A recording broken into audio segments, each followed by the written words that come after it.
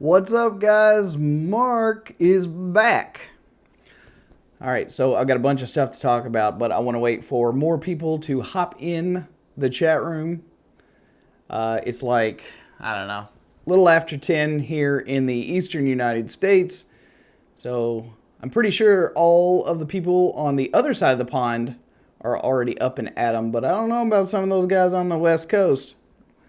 Some of those are probably still heavily asleep. So we'll just chitty chat around until more people hop in. Of course, I can always edit all this stuff out once it gets uploaded. The YouTube editor is pretty good. DP Chris, what's up? Good morning. How are you, sir? It's been a while since I talked to you, my friend. Dun dun dun. And I feel, I gotta be honest, I feel just a little bit bad that I didn't get my my video uploaded yesterday. I've been doing really good here lately. I've done like 5 straight weeks in a row with a video every single day, because according to YouTube's new algorithm, the more watch minutes you have, the more stuff you get. You know what I'm saying? The algorithms keep changing all the time. Good morning from Brazil. I don't know what kind of accent that was, to be perfectly honest with you. Hola. The algorithms on YouTube have changed quite a bit, so now they're concentrating more on YouTubers doing watch minutes. How many watched minutes are your fans actually watching? And when they watch more, then they do better, that whole kind of thing. All right, so we've got a few people in the room, and I guess we'll go ahead and get started. By the way, don't forget to thumbs up this video. Do that right now, please. Pretty please. It always helps me out. 4 p.m. in Holland at work. Dude, you're slacking. Stop slacking. Get some work done. But yeah, upload that, thumbs up that video. All those thumbsies, upsies always help a brother out. So when you do that kind of thing, it's really, really appreciated. Okay, so let's get started. First of all, updates. As I said before, I'm a little bit sorry that I didn't get my video uploaded yesterday. Like I said, I'd been doing really good. I went about 5 solid weeks with a video every single day, so I'm planning on uploading 2 videos today to make up the difference. You know, it really does suck because YouTube has us working our asses off now trying to get stuff uploaded and out there, and they want us to put our videos in playlists so that you guys just continuously watch. And I don't know, man, it's rigged. They want quantity over quality. What's up, Eric? With the Switch stuff, man, with the Switch. Look, I'm giving it a fair shot. You know, I really am. So many people are always like, dude, are you gonna switch? Are you gonna make that switch? Are you gonna do the damn thing? And I'm like, of course I'm gonna do whatever I want. DB Girl says, did you get your rewind on your Minolta fix? Yeah, apparently, apparently there's a trick to the Minolta, which is another update I have. Apparently the rewinder has like a little bit of slack in it. Hold on. Hey, Fuji's been getting more views on Sony on YouTube recently. Just saying that's so the reason. Yeah, probably. If I'm looking for more views, then switch to Fuji, apparently. But yeah, so on the Minolta camera, apparently when you use the... Now, I don't know if it's only the auto rewinder, but it's happened when I use the auto rewinder. There gets to be a little bit of slack in the rewinder, the mechanical one on top, and the ISO kind of comes loose, and then you don't know what you set it on unless you just set it at the beginning of the roll, and then once you realize that it was messed up, don't touch. Just finish out that roll in the ISO setting that you had before it got jacked up, and then you should be fine. So yes, I did get it fixed. It wasn't exactly broke. But yeah, when you use the auto rewinder, it puts a little bit of slack in the spool, and if you mechanically slowly rewind it and make sure that the tension is good again, you can reset your ISO, but not until you get to the end of your film roll. So there's always that. All right, we got a few more people in here. Don't forget to thumbs up. It's always appreciated. Always appreciated. Okay, so as I said, you know, YouTube's got us working our asses off to make sure that we keep you all on YouTube for as long as possible. While I find that admirable, I'd really like for you guys to be watching all of my videos as much as possible. You know, I realize that that's not always going to be the case. So, you know, you guys that, you know, basically live on YouTube, I appreciate you. But I am expanding. I have to basically protect myself. I'm a huge fan of YouTube. Most of my content lives on YouTube. Most of my content consumption comes from YouTube. And this is where I like. I mean, this has been my home for, I don't know, like 7 years now. I started my channel back in April of 2011.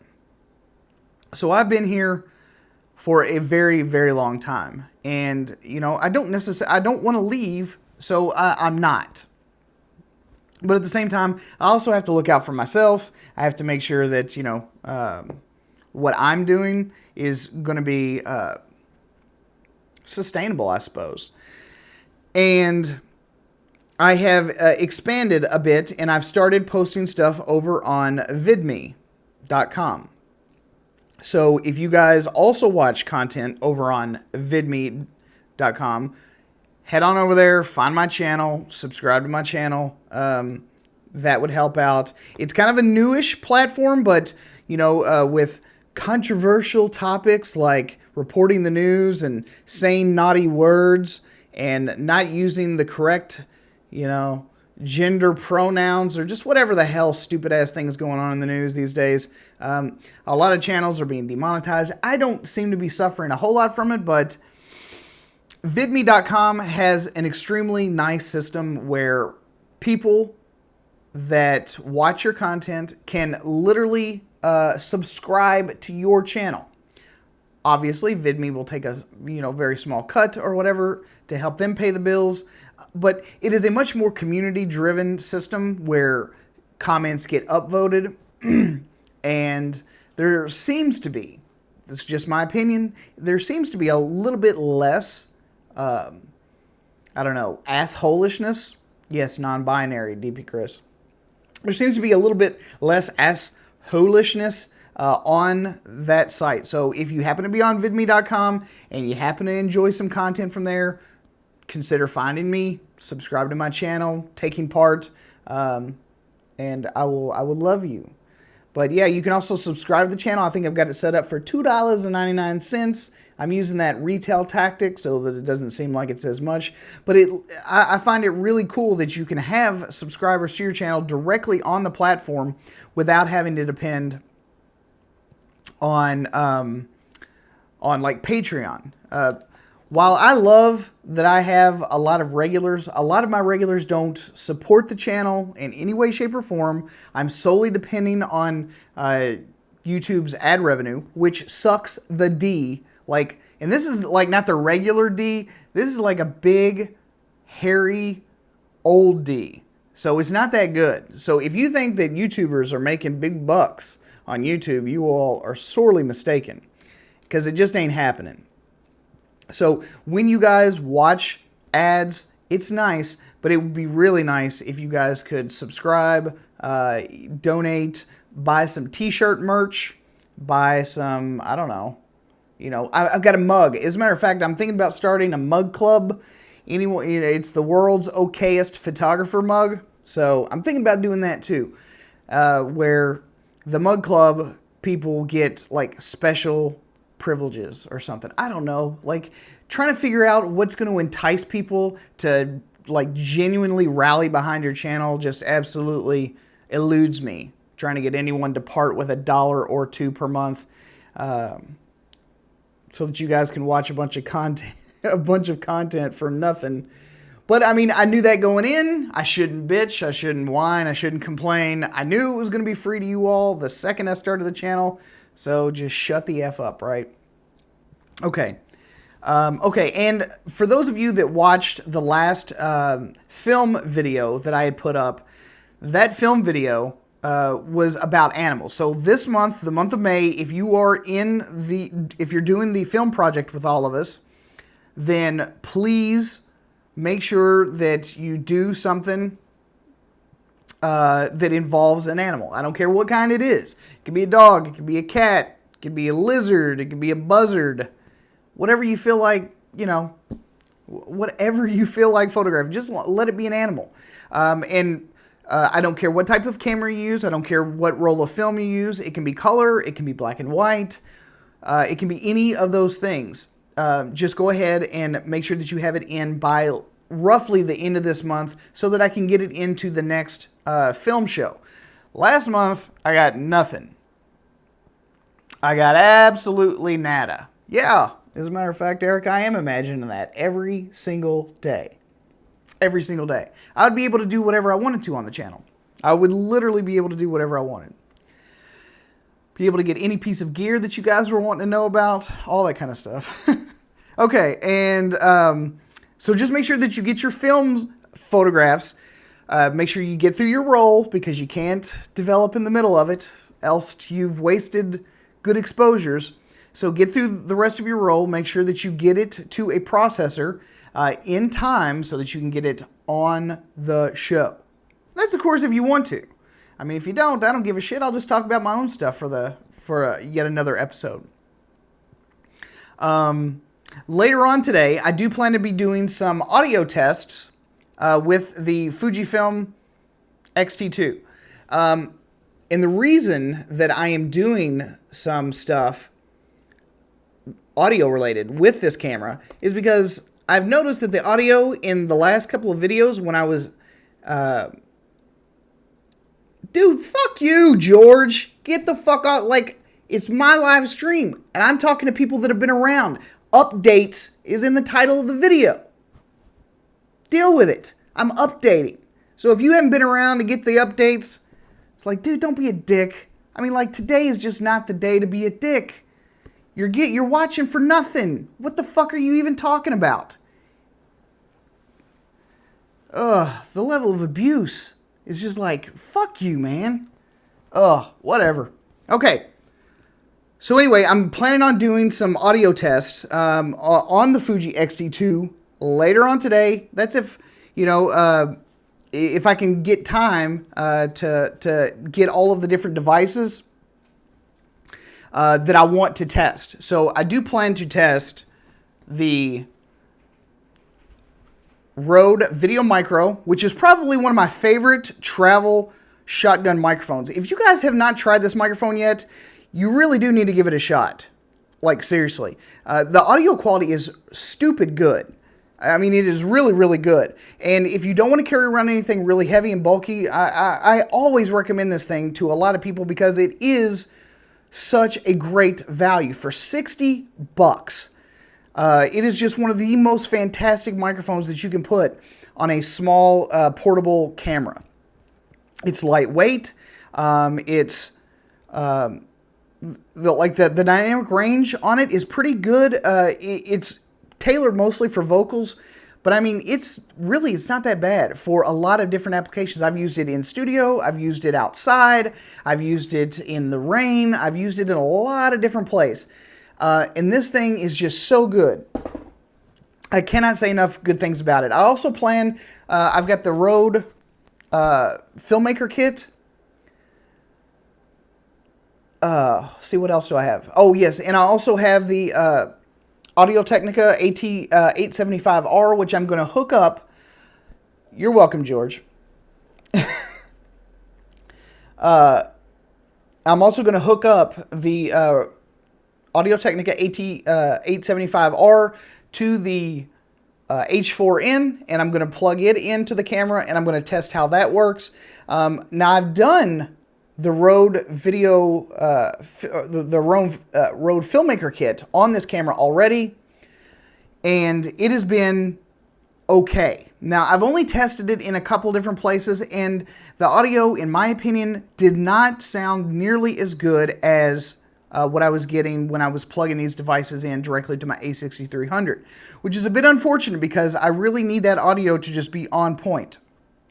I've got a weird thing with audio. I want it to be super duper sexy. And when it's not, it causes me a lot of work in post, and I don't want to do that. With the A6300's audio, I've literally had to do almost nothing. The noise floor is really low. Very clean noise floor. It doesn't cause a lot of static or hiss or white noise on the bottom end. And I usually don't have to calibrate it all that much. I mean, I know that roughly internal gain needs to be right around 4 or 5, and then I'm good. And the Fuji, I'm concerned because I really kind of want this camera, but it has to pull double, triple, quadruple duty. And if it cannot, I can't see paying the price for it and then, you know, just quote unquote making do. Now, I really love it on the still side, and there's a chance that if it just doesn't suit my needs via video, it would probably be better. I would probably be better off maybe just picking up the X-T1, calling it good, and shooting some stills with it, just so that I can have a reason to start buying the XF lenses. These lenses are just ridiculously good. All the samples that I've been able to look at, hell, even the samples that I've been able to take with just this kit lens, I mean, it's been crazy. It's been that good. Like, very rarely am I just like over the moon impressed with something. I mean, when you see enough stuff, when you play with enough cameras, and you get your hands on enough gear, stuff starts to be like, holy shit, you know, it stops being that. It's just like, oh, damn, that you know, that's pretty good. Motivation Nation says, I think with the right updates, it could be a very strong video camera. And as a matter of fact, I wanted to talk to you all about it being a quote-unquote video camera because I don't know if you all caught this or not. On Canon 5D, that interviewer, I can't remember his name, he's the one with the accent, he happened to be at the Fuji booth yesterday, and one of the bigwigs happened to be there, and he was interviewing the guy, and he was basically saying that they are releasing cinema-style lenses, which are manual focus, have manual apertures, and all that kind of stuff. It looked like an extremely long, I think it was, I'm guessing here, I think it was like a 16 to 50 or 55 or something. It's not the one that they have out already, but it was a completely new one. And they did, in fact, say that they were looking to push more into the video market because they had so many of their users say that the image quality, what they loved about the Fuji system was the image quality. Everyone is saying the exact same thing.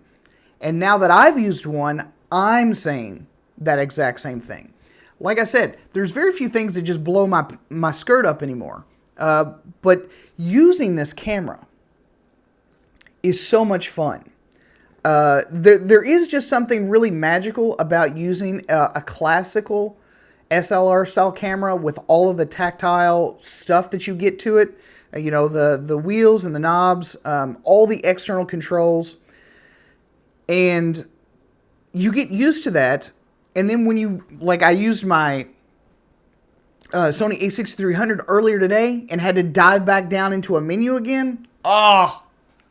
You talk about brutal. I mean, now it's still a very highly functioning camera. Like the A6300, the A6500 are all very capable cameras.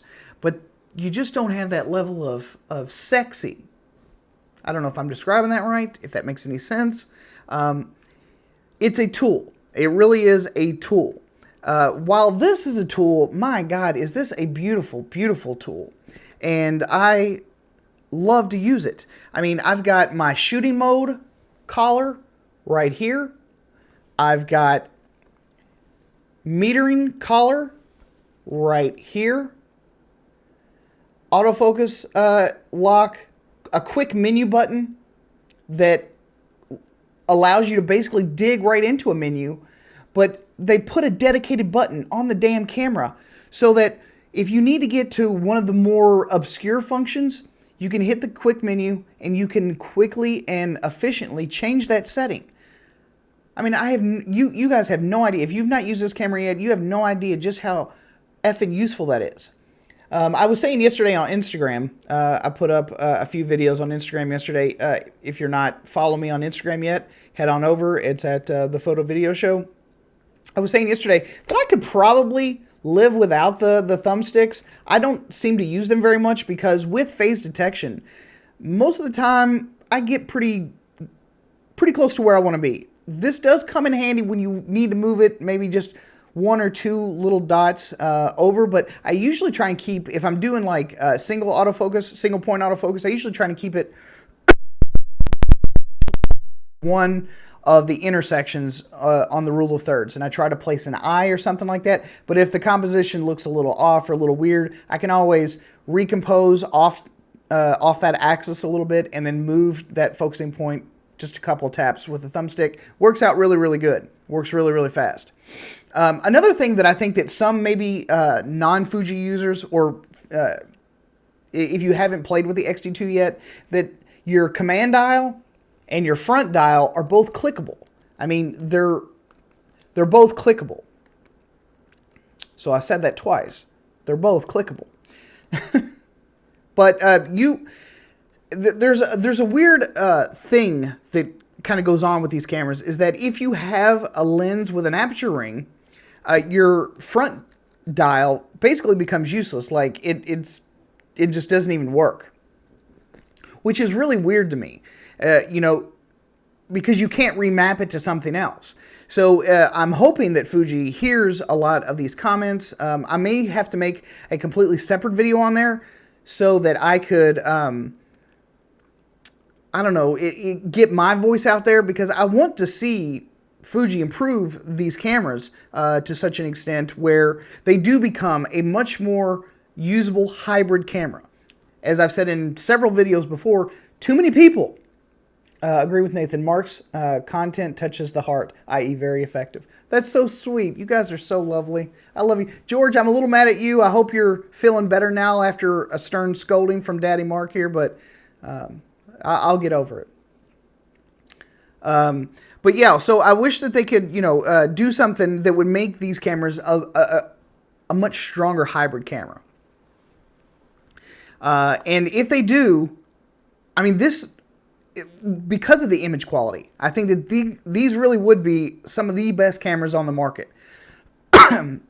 in my opinion, as far as APS-C goes, with the XF lenses that Fuji's putting out, this really is the best stills APS-C size camera, bar none. Maybe the X Pro 2 if you happen to like the rangefinder style more than classical SLR. But damn, I mean, and it's not just me saying it.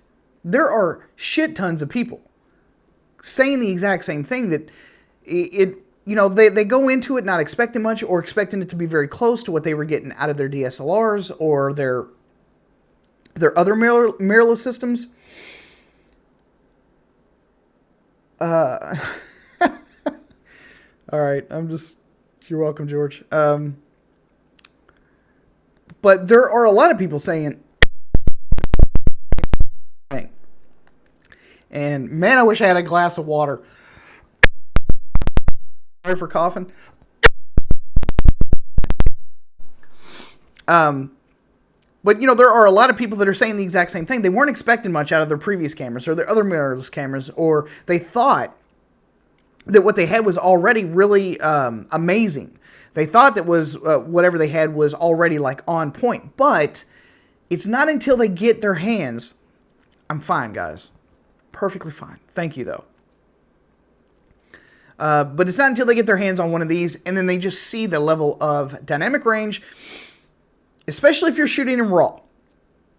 I mean, in my personal opinion, I think that you could probably have plus or -5. About to cough again. I think you can do about plus or -5 stops of dynamic range. So if you underexpose or overexpose, I do think that you could probably pull that amount of detail out of these RAW files, that they're that good. Yeah, I'm blinking, man. I'm blinking. All right, I apologize for the coughing. I should have grabbed something to drink. I usually do when I do these, because when you talk a lot, you gotta I don't know. You got to keep the instrument wet. So as far as being a hybrid camera, it's close. The autofocusing since the update, because I did update the firmware, and the firmware, the original version that it shipped with, I think was like 1.10. It was not bad. As a matter of fact, it was decent. I mean, like it was about what I was expecting. I'll just put it to you that way. Yes, I do have the battery grip right here. It was about as good as I was expecting it to be. And I was willing to concede that this camera was probably going to be about where I thought it was going to be. I knew that it was going to be good, but I figured that it was going to be behind Canon in the autofocus department and behind Sony in the autofocus department. With the update to 2.0, I think that it's probably pretty much on par with the Sony. Maybe still just a little bit behind. The one thing that I would say that I think probably puts this camera just a little bit behind, say like the Sony a6300, which I do not have right here in front of me, is the fact that you cannot do face tracking, automatic face tracking in 4K. I don't know why that is not in there. I know that they do have a roadmap for a future firmware update, which I believe is coming at the end of this month. So I'm really hoping to see that they have enabled face tracking in 4K at the end of this month as well. DB Chris says, is this camera geared for the film days people or the newer digital people? I'd say both. I think that it is, I would say that that is probably one of its biggest selling points, is because this is a very effective digital camera, but it's also a very effective new camera. Or hipster camera, yes, like Joe just said. If you appreciate the aesthetic of those older style classical SLRs, you're going to find a lot to love here if you're in either one of those camps. Here, let me puff on my vapor. That'll probably help me out.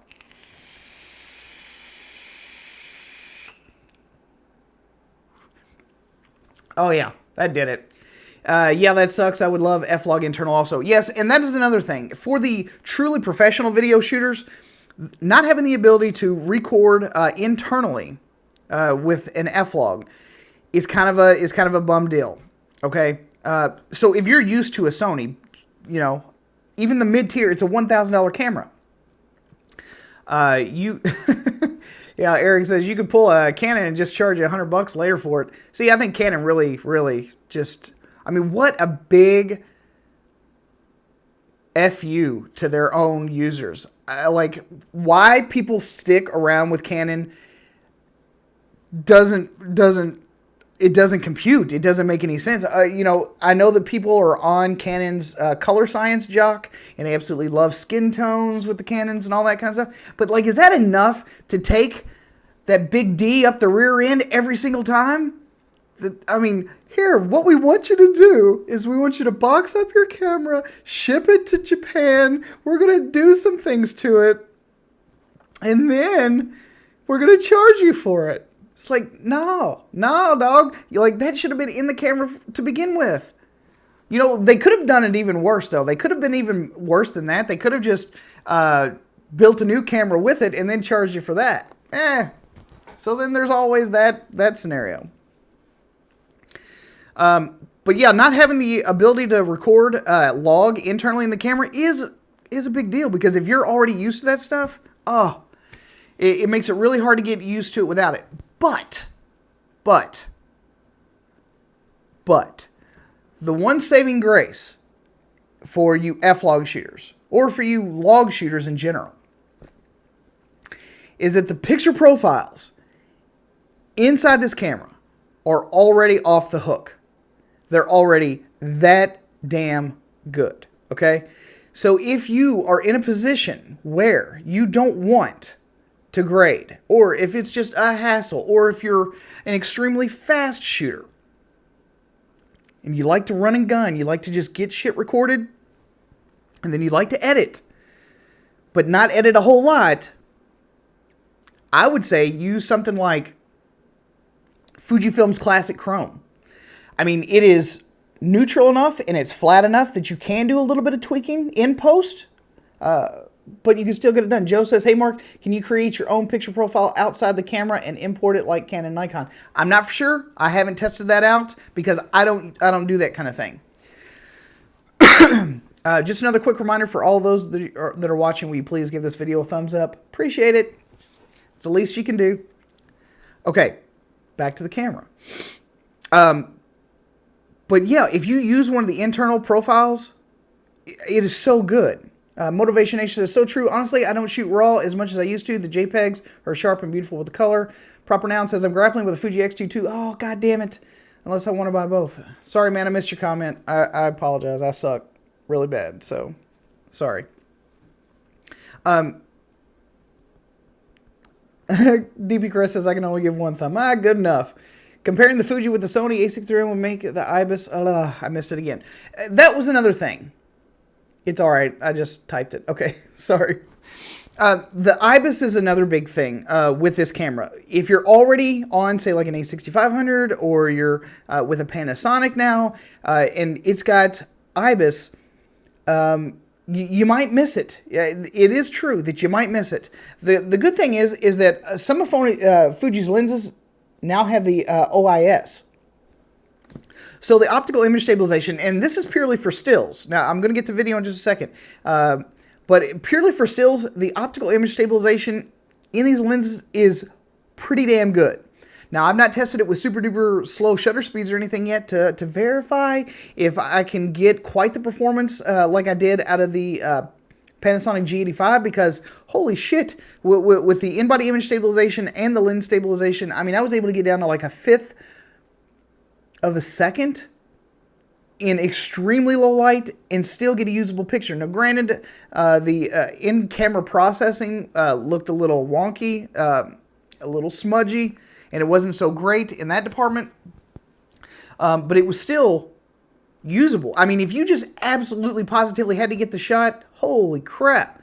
DP Chris says, how about the Olympus OMD EM1 Mark II? Ever give it a try? I have not.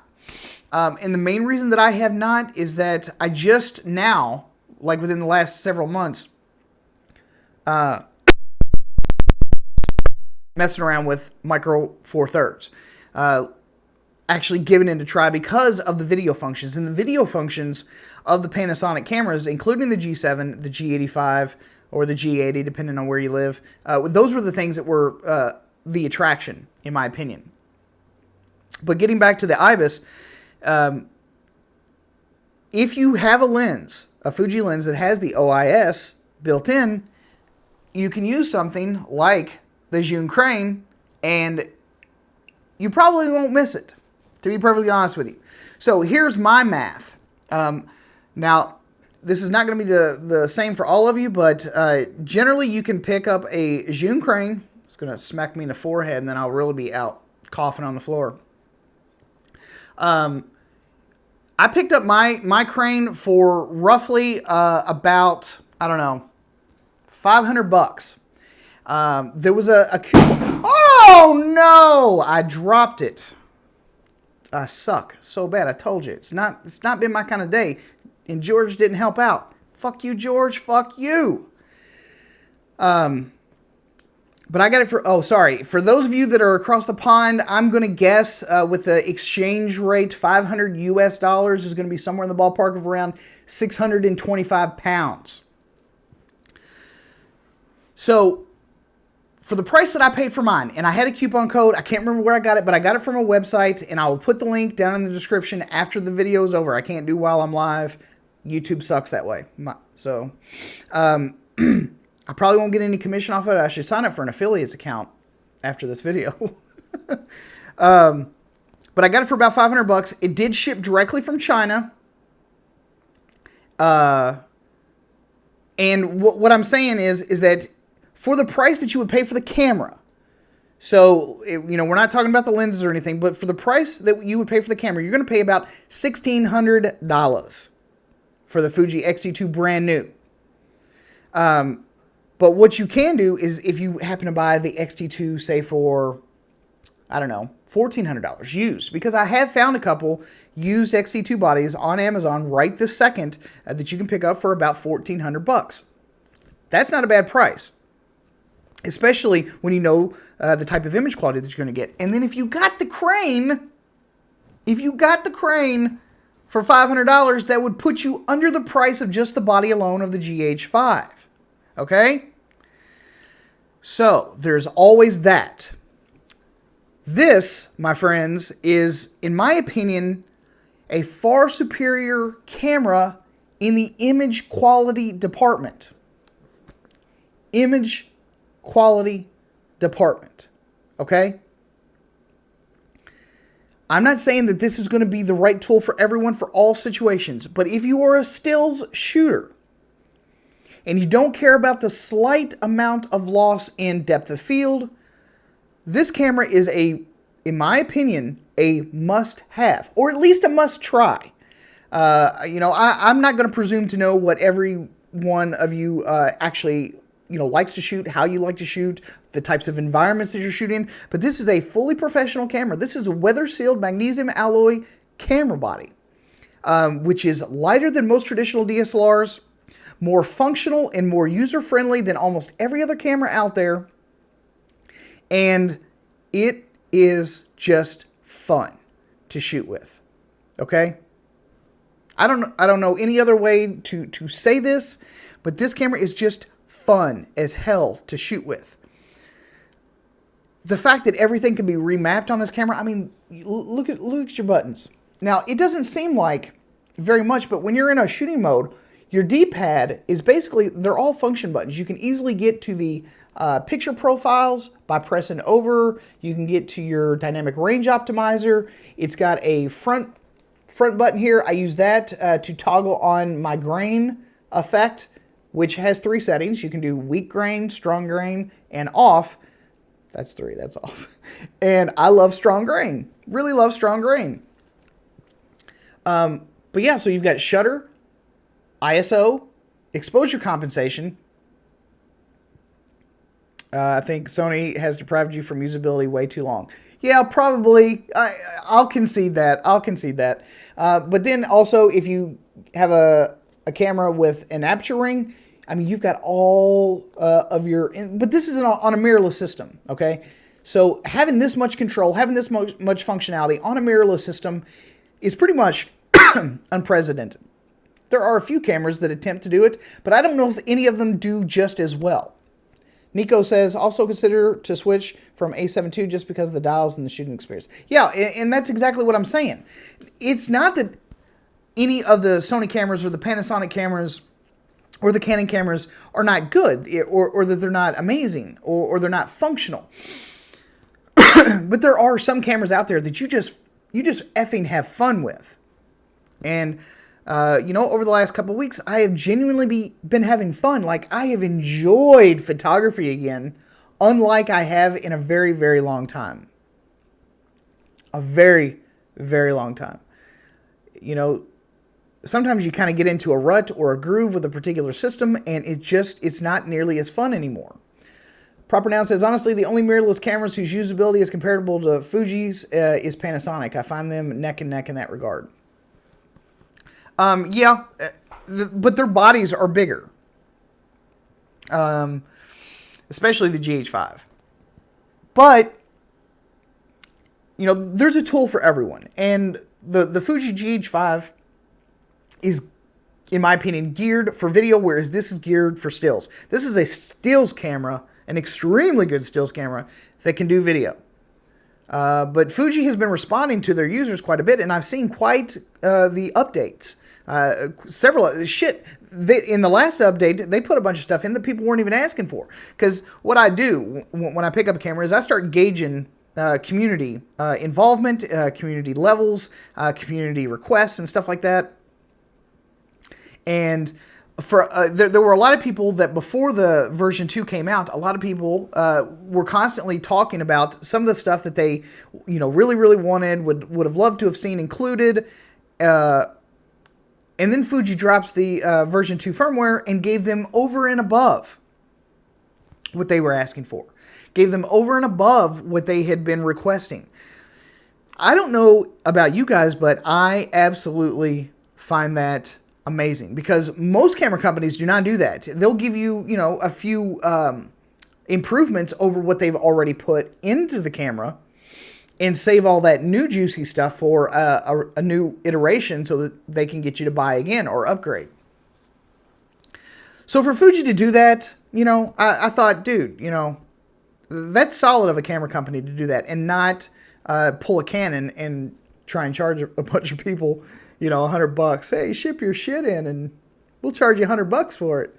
It's like, oh, okay, I'm going to pay for my own inconvenience. No, I don't think so. But for Fuji to do that, you know, that's a nice thing. They get a gold star for that. Proper Noun says, yeah, they've been awesome like that since the X-T1. See? So they are building a reputation. And that's both a good thing and a bad thing for them. Joe says, yeah, Canon and Nikon are bad about milking their customers. I know. I used to be a Nikon shooter. And boy, are my nipples sore. Woo! Well, not anymore. I pulled my udder out of their mouth.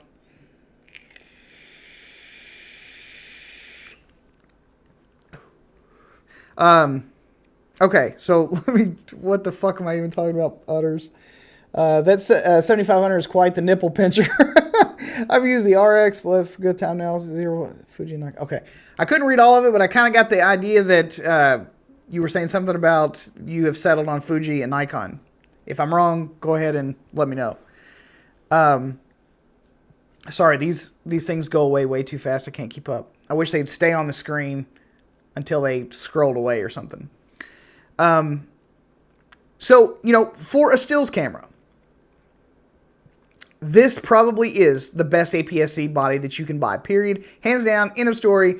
From all the other ones that I've tried, and I've tried a lot of mirrorless cameras, I've tried RXs. I've settled on Sony and not Fuji or Nikon. Okay, gotcha.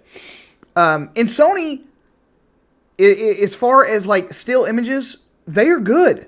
Super duper good. As a matter of fact, I do plan, because I love black and white so much, I love black and white photography.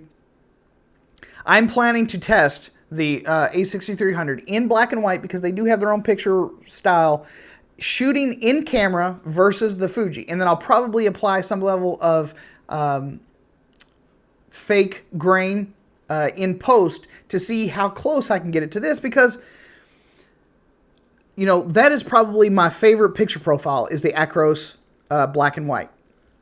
Proper Noun says, Sony's in an awkward spot for some people. It's like all they do, all the camera, but get the, fuck. I suck, man. I can't read it. You want black and whites, man? Try the Ricoh GR2. Yeah, the GR Mark II, I looked at it because of its size, and I was, so is the X2 using the X-Trans sensor or the Bayer? The X-Trans. It's an X-Trans sensor. And I was looking at the Ricoh, and I was also looking at the Fuji X70. But man, those cameras, if I'm going to get one of those point and shoots ever again, it's going to be a hybrid camera. It's going to have to do both. It's going to have to do both photos and videos. And it's going to have to do it in 4K. I don't shoot 4K all the time, but I at least want the option there. So before I get another small, light, compact camera like that, it's got to do both. Joe says that should be a good comparison. And I was thinking the exact same thing. So because I love black and white so much, I'm going to compare the Sony a6300 with the X-T2. But there's always a catch. Oh, yes, there's always a catch. Eric Ross says, oh, I get it. But you want optimal black and white look. Yes, that's what I'm talking about. WRX Mike says, finally, my silver graphite X-T2 is being shipped. So excited to get it. I know, I've looked at that camera about 20 different times because I love the aesthetic. And I'm not for sure if I want the graphite or if I'm looking at the silver or if I should just stay with low, low visual impact in case I ever decide to do a wedding again and just stick with the black. But yeah, so I mean, I've been kind of all over the map. Proper Noun says, I've heard that the X-T2's infrared photography is very good. Yeah.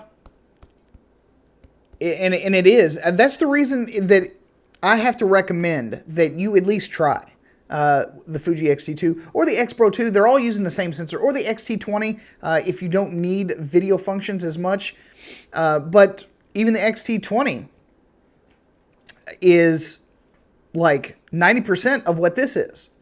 You know, it doesn't have the weather sealing. It's not as robust and strong. But, you know, if you're not a dick to your camera gear, you know, you could probably get by with the X-T20 and still get the exact same images. Streets of Vancouver says, for optimal black and white look, I shoot RAW and use NYX Silver Effects or DxO Film Pack 5. Y'all want to know what I use? Like, a lot. Y'all are going to laugh. No one ever believes me. Hussein says, hey, looking good, brother. You too, Big Daddy. Y'all want to know what I use? This is a secret. Let me get in here close. Let me tell you about it. Y'all want to know what I use to develop probably 90% of my photographs? Apple Photos. Click on the black and white. Use the grain slider. Works great. It's free with my computer. It's actually really good. It's a fantastic raw development program. I was telling Joe this a couple of weeks ago. Yeah.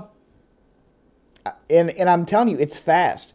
If you just do the auto enhance with a photograph, it'll do a pretty good job. Yeah.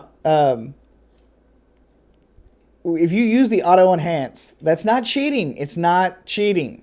If you use the auto enhance, this is what I'm going to tell you. If you use the auto enhance, you get to a point that looks pretty damn good, right? And then you can tweak from there. You can expand the settings. I shit you not, guys. I have been trying my best to get out a video to kind of out myself as an Apple Photos user for like months. That is no joke. I've been thinking about doing it for like the longest time and like come out of the closet, so to speak, about my Apple Photos use. A lot of people, they just go, why? Why would you do that? Proper Noun says, you're out now and we still love you. Thanks, man. I knew I could find an accepting community with you guys. But there's a huge reason why I use it. I actually like the Apple Photos libraries. It's a lot like the Final Cut Pro X libraries. So when I start a new project or something, like I'm working on a video right now. What is this? We have the screen recorded. I demand the X-T2 is ransom. Yeah, no. Fuck, what was I even saying now? I completely forgot. Oh, yeah, the library system. The library system is so good, in my opinion, because when I start on a new project, so like when I do film, I'll just create a new library in Apple Photos, and I will name it whatever it is. So if it was film roll, you know, Kodak Tri-X, and I will record the date and the speed of the film and just name that library that. And then whatever those photos are, I dump them into that library. And then I can just store them away. It's basically like my photos. It's like my negatives binder. And I've got each one individually named, individually numbered, and that's how I work my Fuji photographs. Or not my Fuji photographs, all of my photographs. And it's the same thing with the Final Cut Pro 10. So if you start on a new project, you can start a new library. You can add one project or multiple projects within that library. That library contains all the footage of a particular thing or a subject or whatever. Okay? Thanks, DV Chris. You're my new favorite live chat show watcher guy. Eric Ross says, I'm horrible too. I edit one by one in Photoshop. Laughing out loud, but that's what works for me. Proper Noun says, Apple makes some really nice workflows in their software. They really do. And I'm not advocating someone, you know, ditch whatever the fuck they're using for Apple Photos. But what I will say is that, God, man, I'm a Fujifilm shooter that owns 2 X2 bodies and a good amount of glass. I love everything about this system except for the lack of love on the lighting side. And that's as far as I got. I'm sorry. I was trying to read it really fast. All right, stop comments. No more comments for just like 10 seconds. I'm a fan of DxO Optics Pro 11. Okay, no comments. Hold comments. What juice are you vaping right now? This is my own mix. I make my own juices. Stop comments. Stop comments. Y'all are killing me. I mean, I appreciate the interaction. I really do. No comments. No comments. Okay. You guys are assholes. I really hate you. No commenting. All right. I'm not even going to look at the screen. So if y'all are commenting, I'm just not reading them. The workflow for me is just being able to, like if I'm recording a video, what I'll do is I will take all of those video clips and I will, from a particular event or a particular subject, and I will dump it into that library. So if I'm doing videos on the Fuji, the Fuji X-T2 more specifically, then I will create a library that's called Fuji X-T2 footage or whatever. And I will dump all of my B-roll, all of my samples, and I will dump it into that library and that library alone. And then if I want to create multiple projects out of that footage, you can have multiple projects inside of one library in Final Cut Pro 10. It's the exact same thing with the Apple Photos library. It may be consumer, but it's not a toy. It's actually got some pro level stuff in there because you can actually expand all of the settings. Now, if you start off in like basic mode, it's just got a couple of little things. But if you start expanding, you can also add adjustments inside of Apple Photos. You can tweak your highlights, your shadows, your grain, your black and white, your levels. You can, it's a very good raw developer. And if you only use it to that effect, you can. If you just want to get your white balance and your levels right, you want to get your sharpness and stuff kind of tweaked, and then if you want to add, something, I don't know, a color grade, a film look, some sort of effect onto those photos, you can do that externally. But a lot of the apps that I use actually make a plugin that will allow you to open it up directly from inside of Apple Photos. So, and I really do, I got to be perfectly honest, and I know that a lot of you all hate this, but I absolutely hate Adobe Lightroom's library system. It's just me. It's personal preference. I'm not telling you all that you have to hate it. I'm just saying that I do. I think it sucks. Not to mention Adobe's software is so bloated. It's so fucking just convoluted. It doesn't need to be that huge. Proper Noun says Nikon D7500 can be, I can't read that fast. Okay, I think I'm back. I just lost power. I just lost power because we've got a thunderstorm going, so I lost power. But now I'm just sending my data via my LTE connection, I guess. So, I don't really know exactly what I was talking about before, doom and gloom showed up to my place, but, So anyway, also I wanted to answer a question too, about, this camera, and I did have some questions about whether or not third-party flashes, and this is the Yongnuo, YN560 transmitter, it fits. It makes a good solid connection, and it fires the YN560 Mark IVs just fine, both off camera and on camera. That's funny. Sony did not pull the plug. Of course, they probably would. They were like, no, we don't want him to convert or switch or whatever I'm doing, or just acquiring another tool, because I don't really plan to sell my Fuji stuffs or my Sony stuffs. Oh, and the other flash that I tested out was the Aperlite. I think it's called the Y500C or something. It's actually a Canon flash. Rob says, is there a reason why none of the other companies are coming out with full frame mirrorless? I don't know. I know that there are some people out there that absolutely love full frame. I just think that once you get up to the full frame level, the lenses just get so much bigger. They get so huge that it really is, it becomes almost unwieldy. That in the future, that Fuji might actually make full frame cameras. The problem is I think that they're doing a fantastic job focusing on their APS-C line, and they're actually making good quality lenses for the APS-C line that they have created. They're not just giving them semi-okay lenses or really good but not quite good enough lenses like Sony has done in the past, and expecting you to adapt their full-frame lenses onto the APS-C size bodies.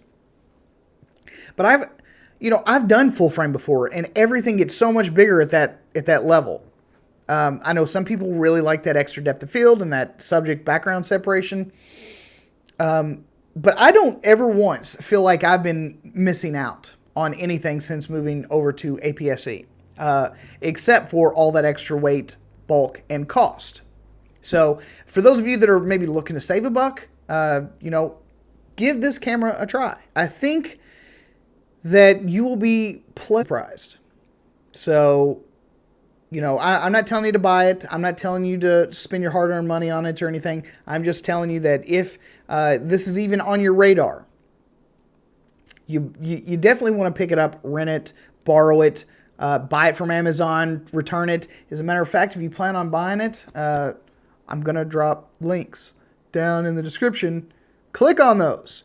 If you can't give me $1 on Patreon, you cheap bastards, click on those GD links. Just anytime you're thinking about going shopping, I don't care if you're shopping for douchebags or camera gear, click on those links. They help me out.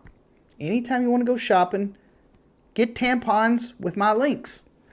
You ain't even got to buy a camera. Just buy whatever with my links. That's how I make a living here on YouTube. So, be nice. And don't milk me. Don't milk me for all my content. Eric Ross says, where can one buy the douchebags? There's nothing. You can't. I don't think you can really buy douchebags on Amazon. That's the one product that they decided not to include in their lineup. Nico says, did you find a solution reason for the ghosting fringing around the edges, or is it just normal with the 18 to 55? Someone suggested to me that it actually just might be native to the camera. I don't really know. I plan on doing a couple. It could have also been just the way the light was hitting those white petals. There could have been something that was like refracting off that petal that may have caused that. So I'm not really for sure. The sharpening, I don't believe was it, Joe. It sort of looked like that in the raw file. And so as far as that problem, I don't know if I'll be able to reproduce it. It may have been just the way the light was hitting those petals and caused that. But and I guess the last thing that I wanted to tell you all about is that this battery grip, while it's extremely useful, I don't know how much that I'm actually going to want to use it. Unless I'm doing some sort of professional shoot. If I'm doing client work, if I'm doing like as a matter of fact, I plan on setting up a couple of other photo shoots with my creative director here soon, and I'll probably go ahead and use this. Yes, and I am too. I absolutely love vertical grips. But the battery life, just one battery on the Fuji X-T2, in my unscientific testing, has at this point it's been pretty good with a single battery in the camera. Even recording in video, it outlasts my Sony batteries. But as far as this is concerned, if you happen to do video and you need that headphone jack, or you need the DC in power if you plan on doing some longer shoots or some longer situations, 2 batteries, 3 batteries, 2 batteries in here and 1 battery in the camera, because you can. You don't have to have like a dummy battery with this. This thing doesn't slide up into the camera. Like, that is just a grip fattener. So you can literally have 3 batteries with this camera. I mean, you'll shoot for days. Absolute days with this camera. And if you happen to pick up the aftermarket batteries, I think Wasabi makes some, maybe. I can't remember what company it was that I saw that made the aftermarket batteries, but they were slightly higher rated in the energy department. So I think there's a pretty good chance that if you use the aftermarket batteries, while they may not last as long, they're definitely not nearly as expensive. I think these Fuji batteries are running somewhere around 65 to 70 bucks a piece. You'll be able to shoot for days. So whether you've got this or whether you're just trying to get by on some more casual work or some lighthearted, or if you just don't mind changing the battery every 450 shots or so, you know, the Fuji batteries are honestly pretty damn good. So that's pretty much all I got from you. I'll go ahead and take some questions, though. Does the X-T2 color... Ah, shit, man. Send that again. Proper Noun says, how long into a 4K video does the Fujifilm X-T2 overheat? Doesn't overheat. As far as I can tell, I've had 0 overheating, but I didn't... but I didn't actually test it like a head-to-head comparison. I guess I could do that. It's up to you guys. You all let me know. Man, I wish I could see that question you had. The comments just go away way too fast. Let me see. No, I can't bring it back up. That's the one thing that Instagram has over this one. Dumbass Super Chat does not even take PayPal. What? Doesn't take PayPal? Man, that would have been nice. I swear to God, I have never once in the entire 2 months that I've been doing live streams off my phone ever gotten a super chat. Not a single time. Never had a super chat. So if you guys are feeling nice, hook a brother up. All right, so do you guys got any more questions? If not, I'm going to skedaddle on out of here so I can get back to working on a video for you guys to watch later. Oh, well, that's kind of booty hole. See, I told you, VidMe works so good. Instagram has a better chat setup. Rob says, can you use adapters for other lenses? You can't.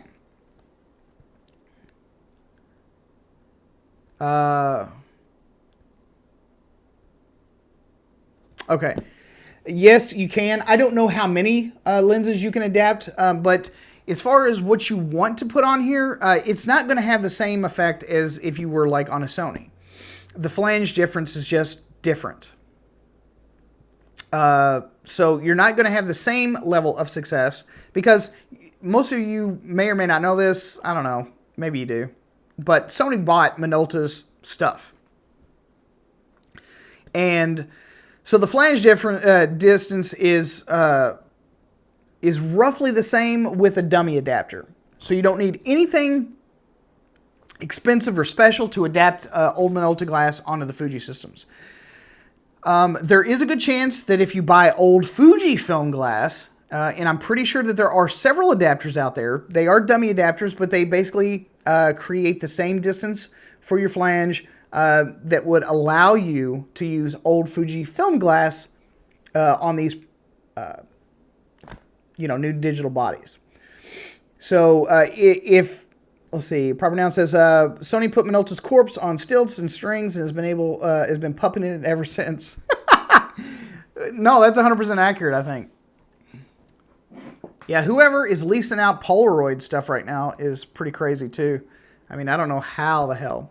Any high-speed sync flashes or strobes? Hussein, there is one company that I know of that you can actually use high-speed syncs on the Fuji system without having to jerry-rig it in some way, shape, or form. And that would be the Cactus V6 Mark II system. You can look that up. It's on Amazon.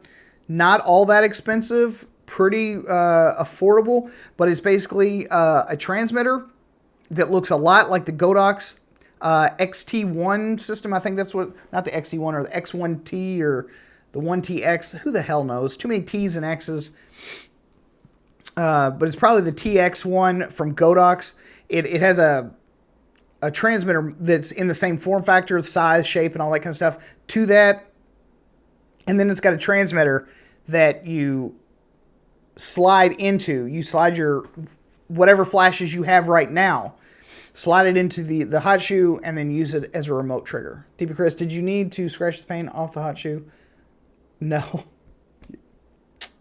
If you're looking for some crazy flash sync on Fuji, you get the X1 or 100F or the 100T. I don't know right now which is the new one. I think it's the 100T. Is it? I don't know. I'm new Fuji guy, so I don't really know. So anyway, that's all I've got. If you guys have any other questions, don't forget to drop them down in the comment section below. I try to answer all the questions, but I've been getting so many comments here lately. It's been really kind of hard to keep up, but I do appreciate all the participation and all of the, I don't know, just feedback. Y'all have been doing some pretty good. Ah, Joe, you need some Fuji water. Yeah, you're funny. I probably did need some Fuji. Fuck you, man. That's exactly what I'm going to get next time. Next time I do anything Fuji, I'm going to have me a glass of Fuji water. Free endorsement. All right, guys. You guys have a fantastic day. I got to get to working on this other video for your midday enjoyment. So take care. We'll see you guys again real soon. Peace.